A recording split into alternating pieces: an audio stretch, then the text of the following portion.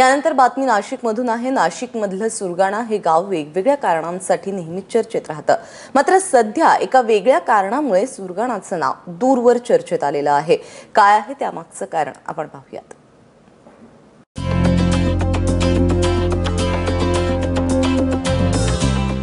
एखादा नारळ किंवा पपईसारखा दिसणारा हा आहे कणेर, अर्थात कणेर आंबा। नाशिकपासून 80 किलोमीटरवर असलेल्या सुरगाण्यातल्या कणेरची ख्याती तिकडे गुजरातपर्यंत पोहोचलीये। त्यामुळेच बाजारात कणेर आलाय म्हटलं की ग्राहकांच्या त्यावर उड्या पडल्याच म्हणून समजा। आपण आणला होता आणि मग तो आंबा 2 किलो 3 किलो भरला होता। मग 2-3 तासात विकला गेला तो आज। हां, किती आंबा होता एकूण आंबे जवळजवळ 40 आंबे भरले होते। हां, 40 आंबा 3 तासात संपून गेला। हां, मागणी तेवढी, लोकांचा लय इथं गरकटा होता।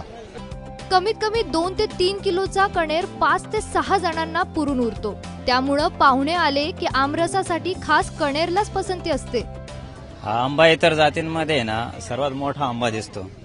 समजा उदाहरणार्थ आता समजा काही पाहुणे जर घरी आले तर हा एक आंबा साधारण 2.5 किलो 1.5 किलो 3 किलो असा भरतो। इतर आंबे जर घेतले तर 1 किलोमध्ये 5-6 बसतात, पण हा एकच आंबा घेतला तर तो साधारण एका कुटुंबाला 6-7 जणांना पुरून जातो त्या रस करायचा जर राहिला तर। बरं, हापूस, पायरी किंवा इतर आंबे मेच्या शेवटच्या आठवड्यात एक्झिट घेतात आणि बरोबर जूनच्या दरम्यान कणेर बाजारात एंट्री करतो। त्यामुळे कणेरचा भाव कायमच वधारलेला असतो। कोई टाकल्या आणि कोईचं झाड उंगवून घेतलं आणि त्याच्यावर सुधारित जातीची काडी आणून बांधली। ते फळ चांगलं मोठं येतंय, 1.5 किलो 2 किलो 2.5 किलो असं येतंय त्याचं फळ। आंबा तोडायचा आणि गवतातच पिकवायचा।